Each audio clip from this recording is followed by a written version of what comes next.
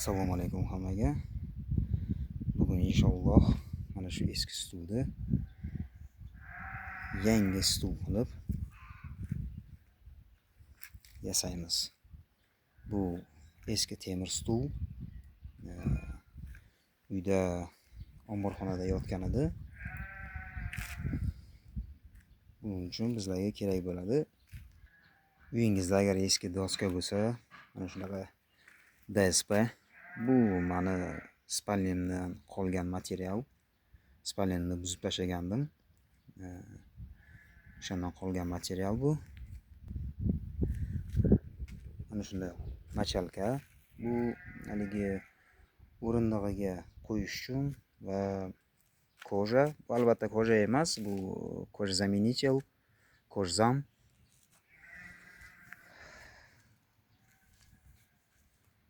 O'sha eski spalnimdan bosh tarafidan uzib oldim. Mana bu stolni kecha yasadim. O'g'lim dars qilishi uchun. Bu ham shu eski spalnini qolgan materiali. Buni kecha yasab qo'ydim.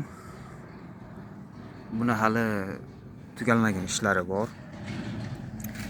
Ustini boshqa material qilishim kerak. Ustiga samoklеющий nakleykalar bor. O'shandan kley qilib, chetlarini chiroyli qilib, dumaloqroq qilib qo'yib va chetlariga o'zini shu yopishtiradigan nakleykalari bor. O'shalarga yopishtirib, chiroyli qilib, inshaalloh bitganidan keyin yana bitta video qilib ko'rsataman. Va boshladik. Oldin ruletka bilan o'lchab olamiz. Xo'sh. Orasi 40,5 ekan. 40,5 ekan. Va biz bunga yarim santimetr zazorda qoldiramiz. Albatta 40 olamiz. Yana 40. Xo'sh, uzunligini 33 santimetr qilsak bo'lar ekan. 33 santimetr qilamiz.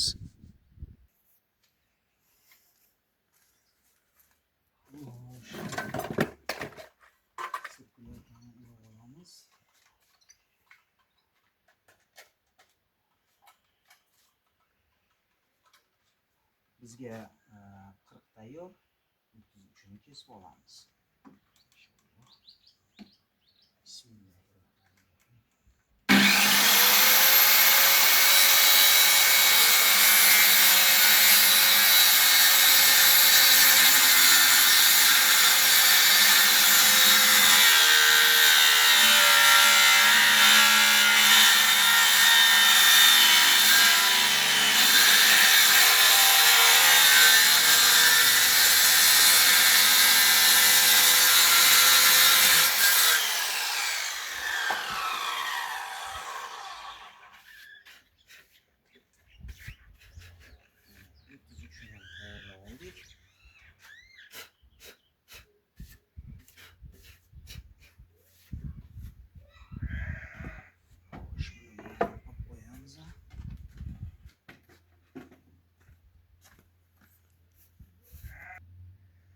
Xo'sh, inshaalloh bitganidan keyin mana shu holatda bo'ladi. Hali buni ustiga